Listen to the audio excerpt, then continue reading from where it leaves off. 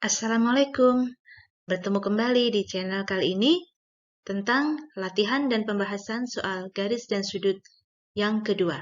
Jangan lupa tinggalkan jejak ya.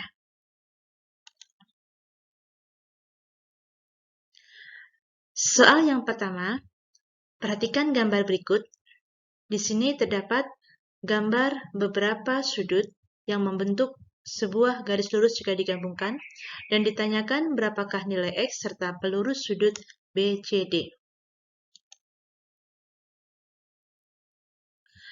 Untuk menjawab soal ini, kita lihat di sini, jika kita hubungkan semua sudutnya, X3, X4, X, dan 2X membentuk sebuah garis lurus, yaitu garis lurus AB.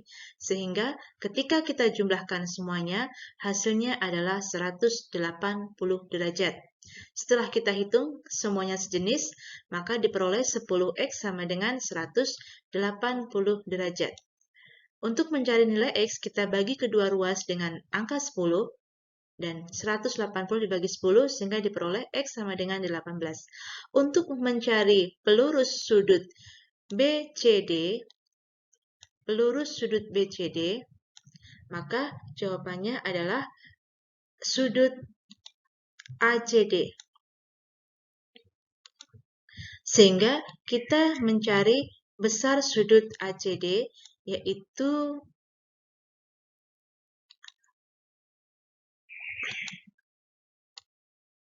ini, ACD, yang membuat dia menjadi sudut lurus. Kita hitung, X ditambah 3X tambah 4X adalah 8X, maka kita peroleh X-nya 18, kita ganti substitusi X menjadi 18. 8 dikali 18 adalah 144 derajat. Itulah merupakan sudut pelurus dari sudut PCD. Selanjutnya soal kedua diberikan gambar seperti ini, ada 3 buah garis sejajar dan diminta menentukan nilai X ditambah Y. Kita lihat di sini terdapat sudut 110 derajat, sedangkan di sini ada 11X derajat. Nah, berhubung DC dan BA adalah garis sejajar, maka hubungan antara 110 dan 11X adalah dalam berseberangan. Akibatnya apa? Ketika dalam berseberangan, maka besar sudutnya adalah sama besar. Untuk itu, kita bikin sama dengan 110 derajat sama dengan 11X. Untuk mencari nilai X, kita tinggal membagi dua ruas dengan angka 11. Sehingga diperoleh X sama dengan 10 derajat. Nilai X sudah ketemu, sekarang kita mencari berapakah nilai Y. Setelah diketahui bahwa 11X adalah 110 derajat, yaitu dari hubungan dalam berseberangan, maka antara 11X dan 5Y hubungannya adalah dalam sepihak. Ketika sudut memiliki hubungan dalam sepihak, maka ketika dijumlah hasilnya adalah 180 derajat. 5Y tambah 11X sama dengan 180 derajat, kita substitusi 11X menjadi 110 sesuai dengan yang diketahui. Berikutnya, 110 kita pindah ruas ke samping menjadi pengurangan, 180 dikurang 110 diperoleh 70. Selanjutnya, kita mencari nilai Y dengan membagi kedua ruas dengan angka 5. Sehingga diperoleh Y sama dengan 14 derajat. Selanjutnya kita hitung X ditambah Y sama dengan 10 ditambah 14, 24. Soal yang ketiga, ini merupakan soal teori, hanya butuh pengetahuan saja. Tentukan hubungan dua ruas garis berikut antara CG dan HG, AD dan BC, dan BC dan HD. Perlu kita ingat, di sini ada yang namanya garis vertikal dan garis horizontal. Untuk garis vertikal kita ingat adalah yang berdiri tegak seperti BF, CG, HD, dan AE. Inilah garis vertikal. Sedangkan garis horizontal adalah AB, DC, EF, HG. Yang mendatar adalah garis horizontal. Selanjutnya, kita diminta mengetahui hubungan dua ruas garis antara CG dan HG. CG di sini dan HG ada di sini. Setelah kita perhatikan, ternyata CG dan HG saling berpotongan di titik G dan membentuk sudut 90 derajat, sehingga CG dan HG berpotongan tegak lurus. Berikutnya AD dan BC. AD dan BC, kita cek di sini AD, ini garis AD, dan garis BC di sini. Kita lihat mereka terletak satu bidang dan merupakan kedua garis ini merupakan garis sejajar. Selanjutnya BC dan HD. BC di sini, HD ada di sini.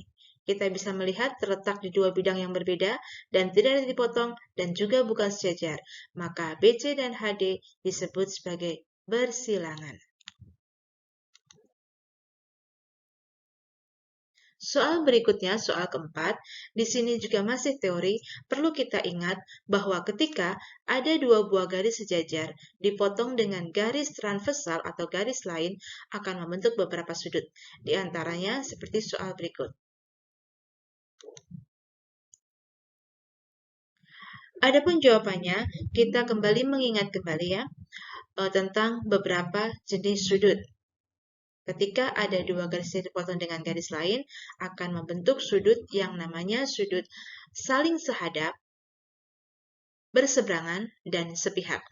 Nah, di sini akan kita bahas satu persatu. Sudut A4 dan B2.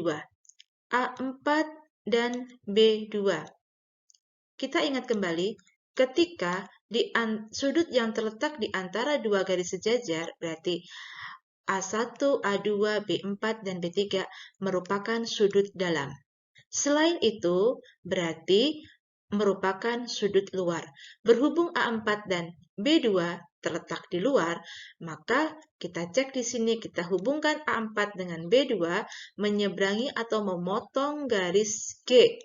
Sehingga A4 dan B2 memiliki hubungan luar sepihak, di mana besar sudutnya adalah sama. Yang kedua adalah sudut A1 dan A3. A1 adalah ini, A1 dan A3. A3. Nah, di sini kita lihat sudutnya saling bertolak belakang. Ketika bertolak belakang, besar sudutnya adalah sama. Berikut lagi, yang C adalah sudut A2 dan B4.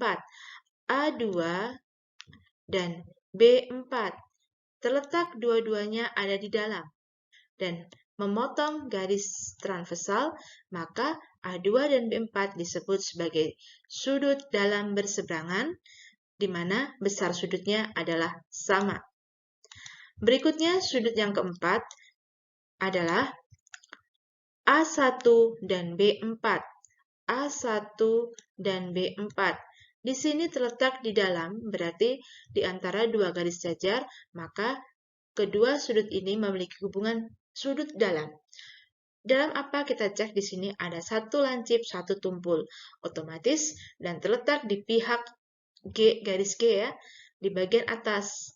Dua-duanya di bagian atas garis G, maka disebut sebagai dalam sepihak. Besar sudutnya bagaimana? Ketika dijumlah sama dengan 180 derajat. Selanjutnya, sudut yang kelima adalah A3 dan B2. A3 dan B2 sama-sama di luar, maka disebut sebagai dalam luar sepihak. Besar sudutnya ketika dijumlah sama dengan 180 derajat. Sudut yang terakhir adalah sudut A2 dan B2. A2 dan B2. Nah, di sini kita cek. Kedua sudut ini menghadapnya sama, sehingga disebut sebagai sudut saling sehadap. Besar sudutnya adalah sama. Soal yang terakhir, soal nomor 5, ini tentang melukis sudut istimewa. Sebagai contoh, untuk melukis sudut 30 derajat, langkah-langkah yang benar adalah kita bisa melukis sudut 60 derajat dulu, terlebih dahulu, yaitu dengan cara pertama kita membuat garis sembarang AB, berikutnya dilanjutkan membuat busur AC dan membuat busur BC dengan titik pusatnya adalah A dan B dengan jari-jari yang sama.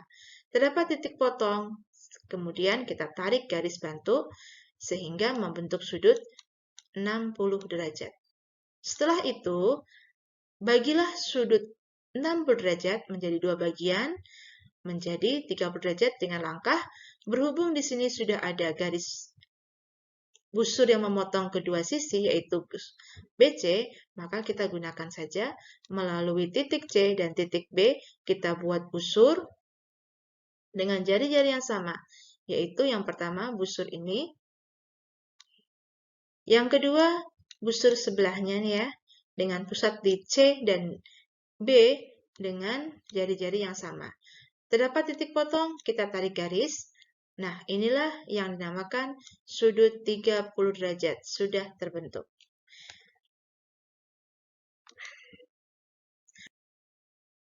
Demikianlah pembahasan latihan dan soal garis sudut yang kedua. Mudah-mudahan yang sedikit ini bermanfaat untuk persiapan kalian melaksanakan penilaian harian garis dan sudut. Jangan lupa tetap semangat dan tinggalkan jejak. Terima kasih. Wassalamualaikum warahmatullahi wabarakatuh.